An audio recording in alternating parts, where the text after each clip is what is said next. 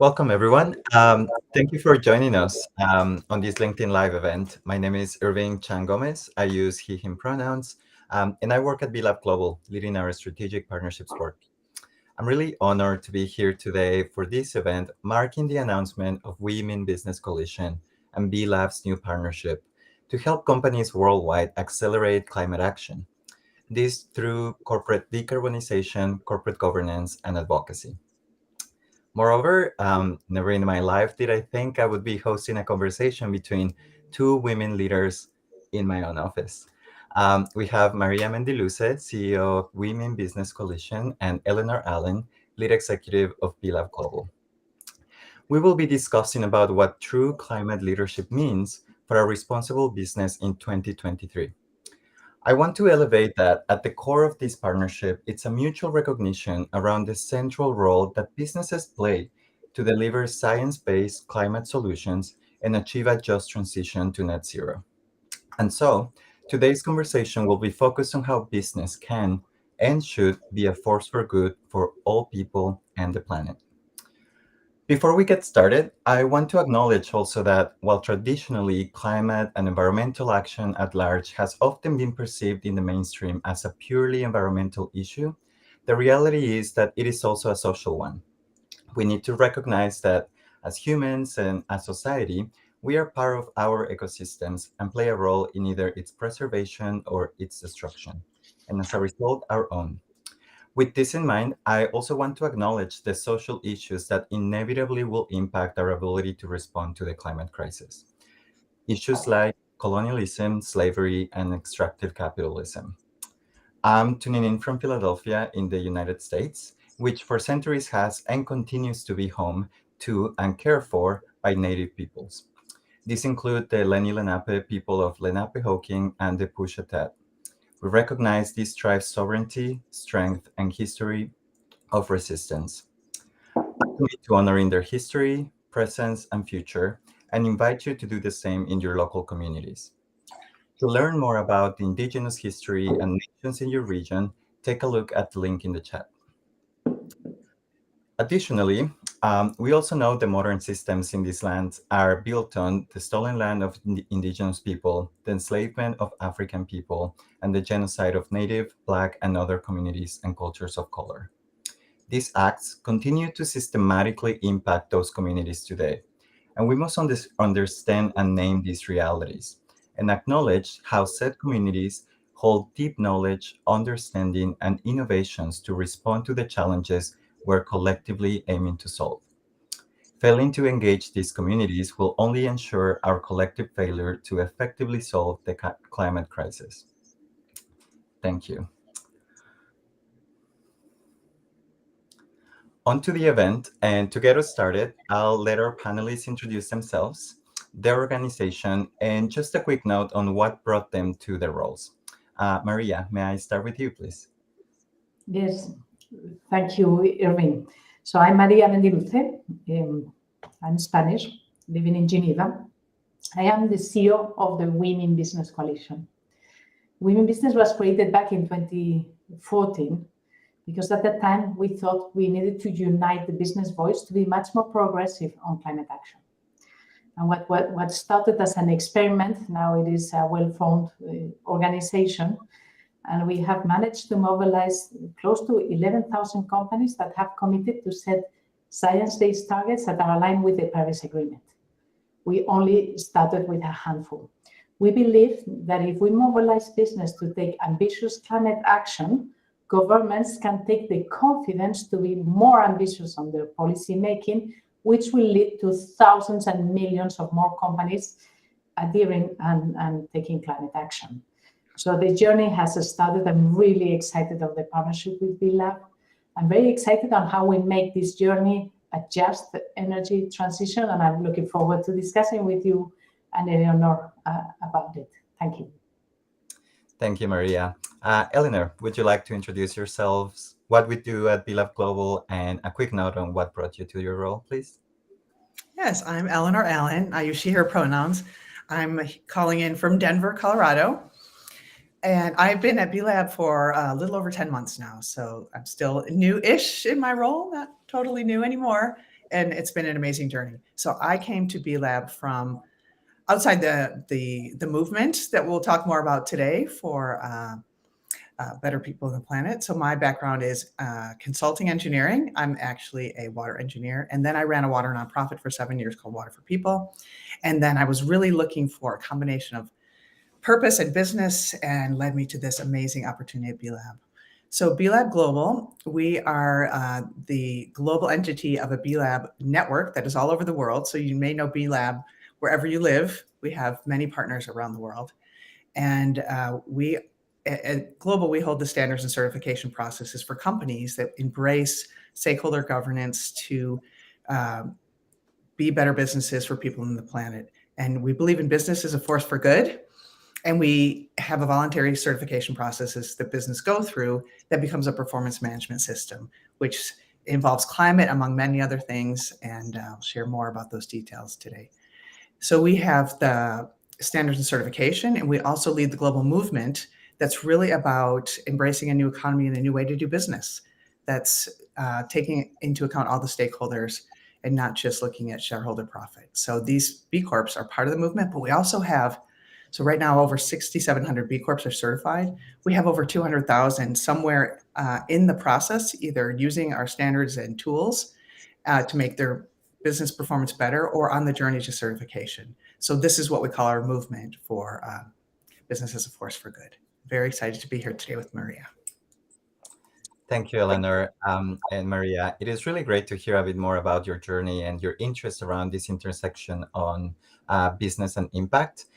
So today's conversation, it's part of this announcement of a partnership between both of your organizations. To get us warmed up, can you talk a little bit about why is this new partnership important and how will it help to realize our shared vision? Eleanor, let me start with you. Yeah, so at B Lab, we have always partnered with local, national, regional levels, global levels with different stakeholders since our founding in 2007. So the partners are from private sector, civil society, NGO networks, public bodies, policy, other certification or ethical labeling bodies, and more. When we look for partnerships, it's all about collaboration, specifically on objectives like best practices among businesses, sharing insights, learning. We are an education-minded organization, so we want to help businesses do better. So we also continually build and strengthen our own standards, and we also want to drive public awareness and shift cultural expectations regarding the role of business to be more powerful in this space specifically. Today, we'll talk about climate and more things. So for B Lab and the We Mean Business Coalition, very excited about our partnership. So it's about sharing our expertise and finding these synergies. So both of us are united by science-led responses to climate change, shared belief in climate as a mainstream economic social issue. And it's really important about shaping the future of humanity and the planet. We also are both focused on corporate governance, looking at driving global policy on environmental issues, and facilitating corporate decarbonization and awareness about the responsibility of what they've been doing to the planet and how to do better.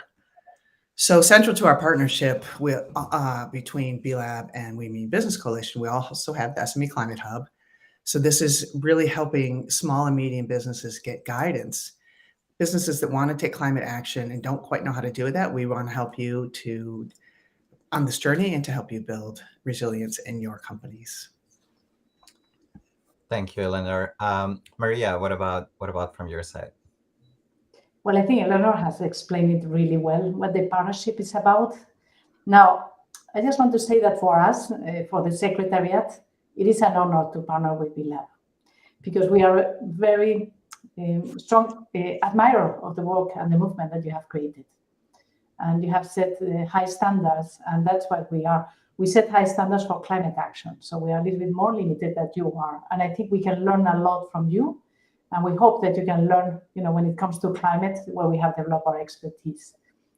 I think, since I joined Women Business back in 2020, for me, and I think for Leonor, we're both women, right? And so women like to work in partnerships, right? Definitely. So it is not about us being the saviors of the world, right? It is about us working together to make this world a better place.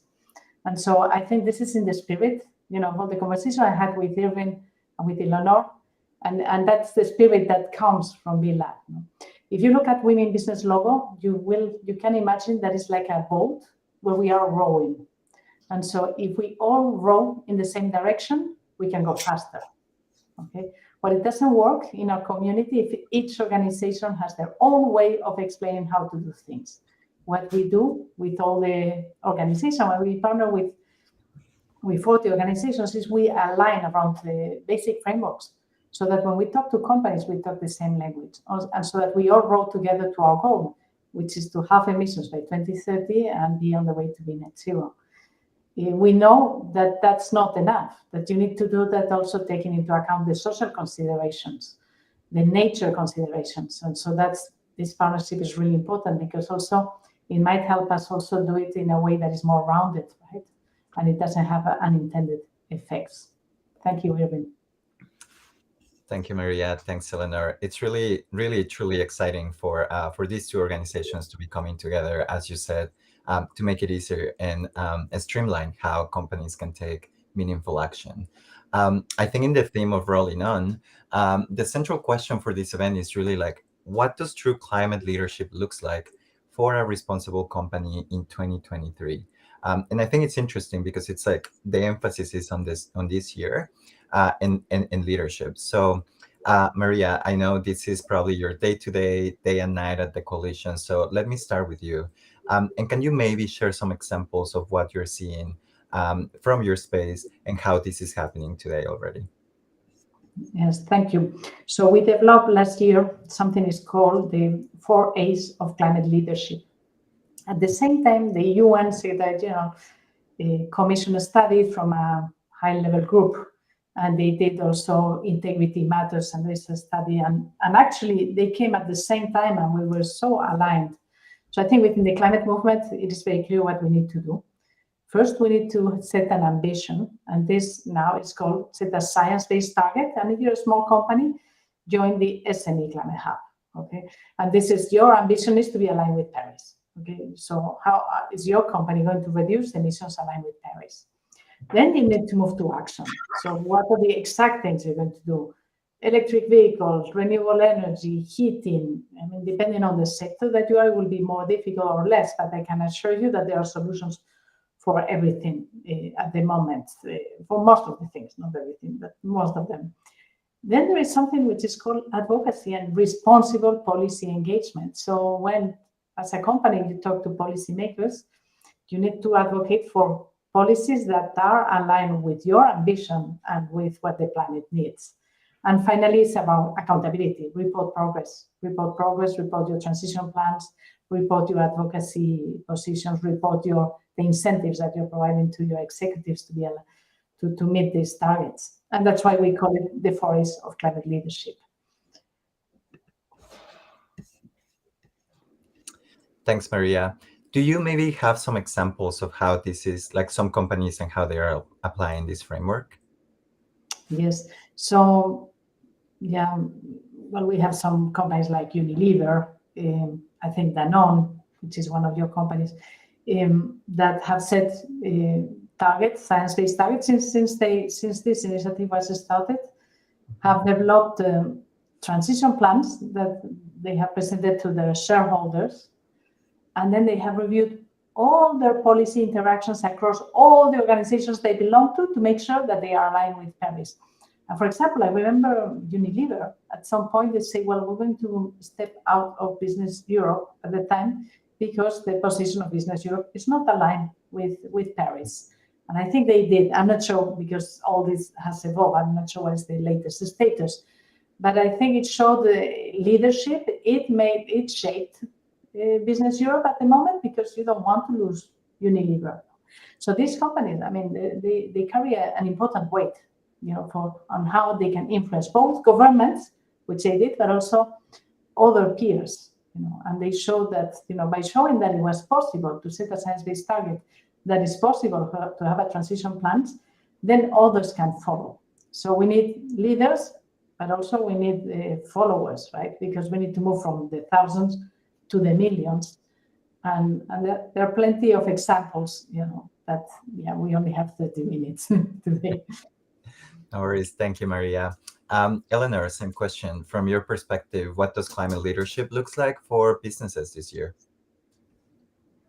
So for me, first of all, I'm really excited about our partnership because one of the things I didn't mention in my introduction is that climate is one of the things I was most passionate about as I was looking for a new role. So I'm very excited about today and what we can do together, because at B-Lab, again, partnership, we want to partner with the best of the best. And so this partnership is helping us be better in climate. And at B-Lab, we really believe that climate action centers around justice for marginalized communities, which is a moral imperative, but not only that, it's a business imperative for companies of all sizes and all industries. They need to take responsibilities for their actions on the climate and the environment. So to do so, businesses need standards and tools, ways and understanding how to decarbonize and transform our economic system. So the leaders of this movement for transforming the economic system to a new economy are the B Corps that we work with, and they're modeling businesses, the types of businesses we need to create our vision of an inclusive, equitable, and regenerative economy. So the companies that go through certification, it's a measurement of holistic impact. So we have in our standards, it's a comprehensive approach, goes all across the business. It's not just single issues. We look at all different issues to embed meaningful sustainability in business operations. So we call it a business performance management system. Being certified is the beginning of a journey for continuous improvement. And on climate environmental issues, we have over 56 individual standards in the process and dozens more that focus on cross-cutting sustainable development goals. And where our intent is to set the bar for how responsible business, including B Corps, should behave to protect the environment, the climate, reduce waste, et cetera. And just some examples. So looking at 2022, which was our biggest growth year and just so much happening at B-Lab, just in climate action, we got a few numbers. The companies in the B Corp community protected 1.1 million hectares or 3 million acres, if you're thinking in the English system. So that's about the size of Jamaica. That much land was protected just last year. Diverting waste, 8.4 million tons. So I did an equivalency to that. That's about 2 years of waste from New York City residents. And then my last one here, which I love, 3.3 billion liters of water, about 1 billion gallons. That's about 10 days of water service to the residents of Washington, D.C. So that's just a snapshot of what companies are doing with this intentionality. So when we look at climate leadership, also some really great insights and initiatives from the B Corp community, setting a net zero target or even having a net negative impact. So this is what we want to help companies get to if they don't know how to do this. So a couple examples. One of our companies, Sendal, is a B Corp, carbon neutral shipping. So we talked about this in the podcast, Forces for Good, that Irving hosts, as they reduce emissions, not just offsetting them. So they really got into how to calculate their own emissions, understand their reality, and then how do they reduce those. We also want to center voices of communities and climate action advocacy. So a self-proclaimed activist company, Patagonia, we've worked with for many years since their certification in 2011. So they've been constantly raising the bar and not being afraid to take the stand when it comes to anchoring climate justice. They are here about preserving the planet. And Patagonia collaborates with many organizations at the grassroots level on climate and environmental justice and helps them improve the work they do. They're even collaborating with Yale Law School, Vermont Law School about standards for entrepreneurs, impact investors, really getting beyond their core business to think about the future of the planet. One other B Corp that I want to mention, Puka Herbs, is looking at local expertise, uplifting this leadership of local experts and using this as their core for their knowledge base versus bringing in outside solutions on climate. And then one company I love, Guayaki. You might know this drink in yellow can, mate. So it's relationships. Guayaki is about indigenous and smallholder yerba mate growers. So really working with them closely to collaborate and create sustainable markets. And it's a huge product. I don't know if you know the product, but I know my son it's like the big thing on campus, Guayaki. So students love it, keeps them awake for study, etc. So those are just a few examples from the B Corp community. Thank you both for your insight and also for sharing some of the ways in which companies are already taking action. I think, Maria, it was really interesting to hear about this framework of the 4 A's of credible corporate climate action, because I think it highlights that journey, and hopefully it's useful for companies to understand that, like what are kind of like the steps that they need to take and be mindful of, from, setting up an ambition to also like being mindful of that accountability to avoid some potential scenarios like greenwashing and so on.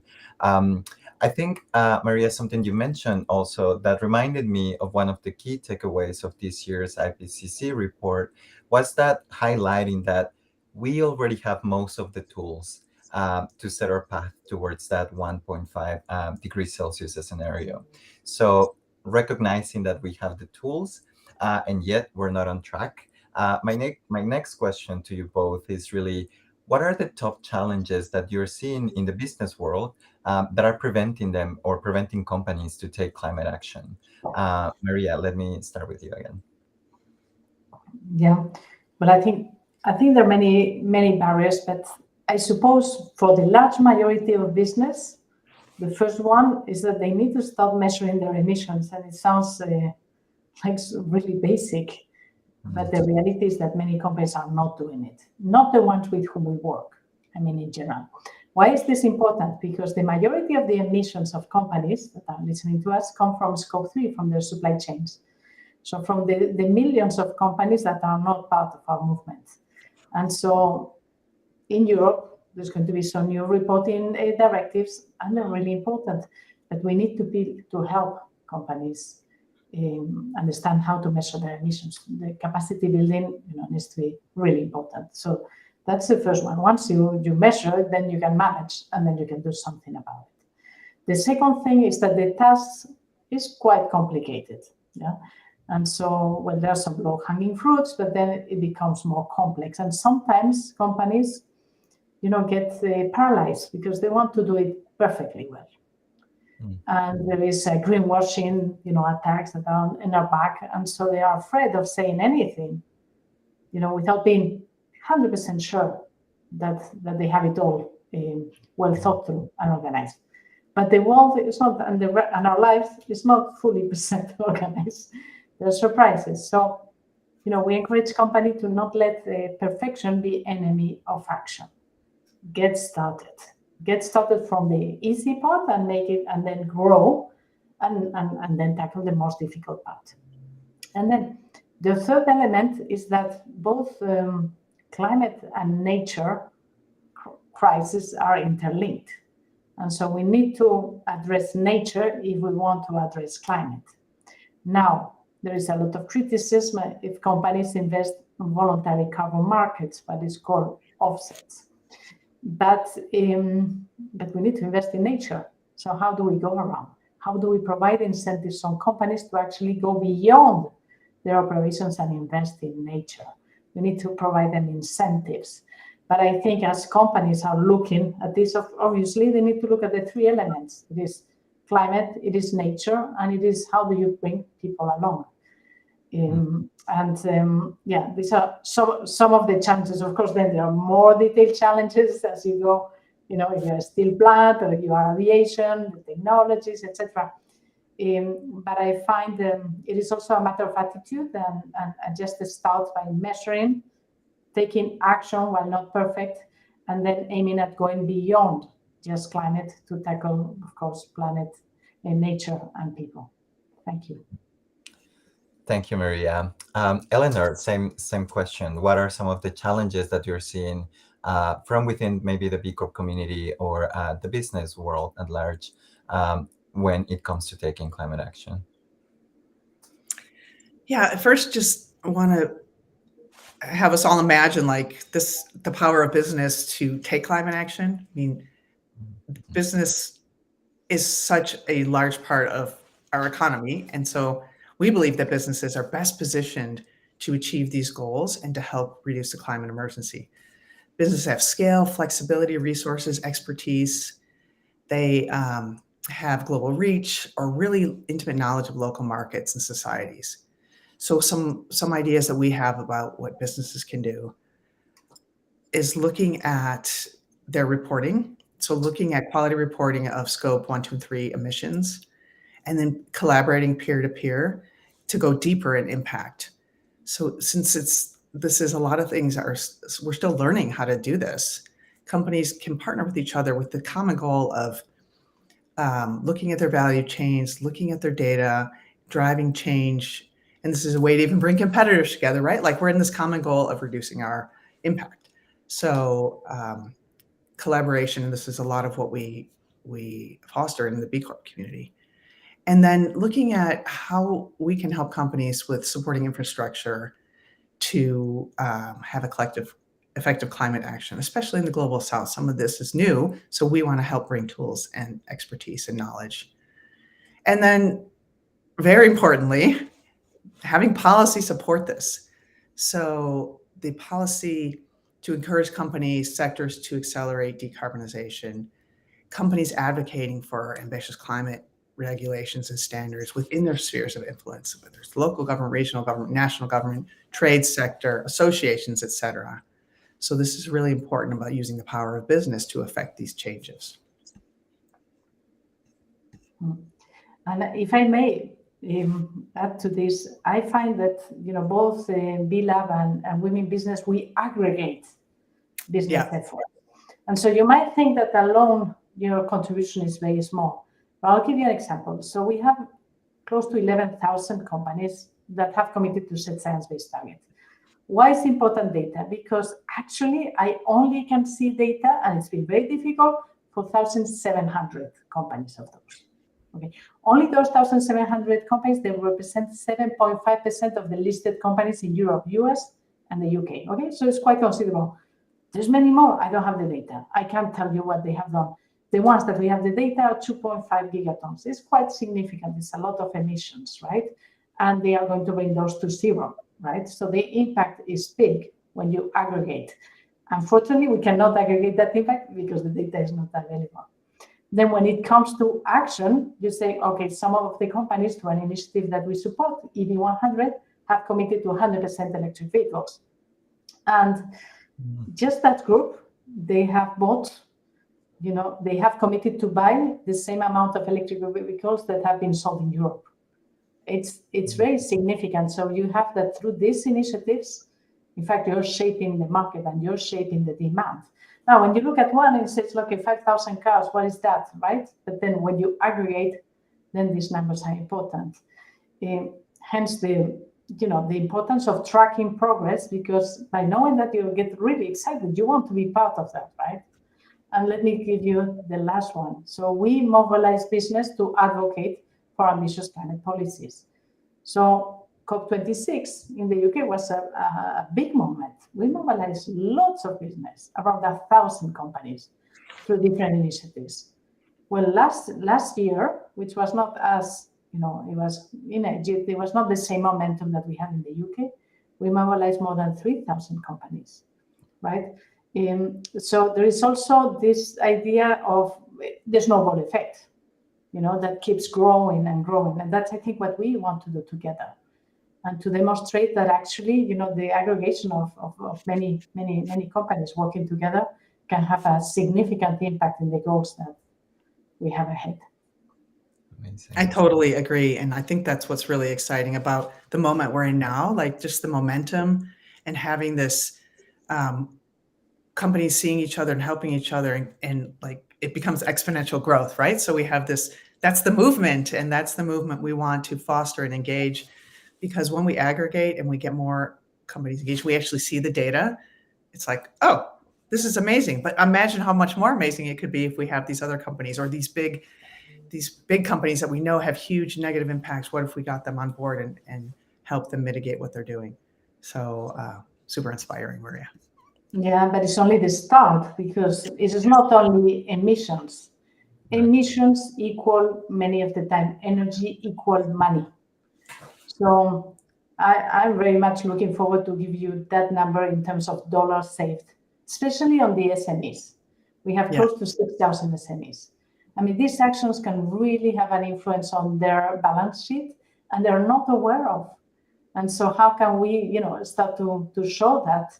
Because then it is peer-to-peer, no? I think they will be talking to their colleagues and other, or SMEs or their friends, and they say, oh, okay, well, you have the solar panels, you save so much money, I should be doing that, right? And that's how then you populate the ecosystem.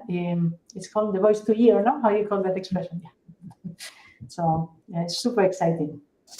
Yeah, we've been publishing more and more of our insights with the B Corps too, about the data, the evidence that's showing these companies that doing business for good is good business, right? So helping them help each other as well, getting the evidence out there.